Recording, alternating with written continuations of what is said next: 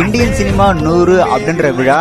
அந்த விழாவில் விஜய் அவர்களும் கலந்துக்கிட்டாங்க. விஜய் அவர்கள் முன்னாடி வரிசைக்கு போனா, சார் உங்களுக்கு முன்னாடி இடம் ஒதுக்கல, அதனால நீங்க கடைசியில போய் உட்காருங்க அப்படின்னு சொல்லி விஜய் அவர்களை அத்தனை பேர் முன்னாடி இன்சல்ட் பண்ற மாதிரி அந்த ஒரு நிகழ்வை நடத்திருந்தாங்க.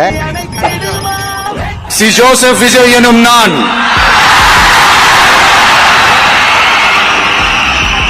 தமிழ்நாட்டு அரசின் முதலமைச்சர் என்ற முறையில்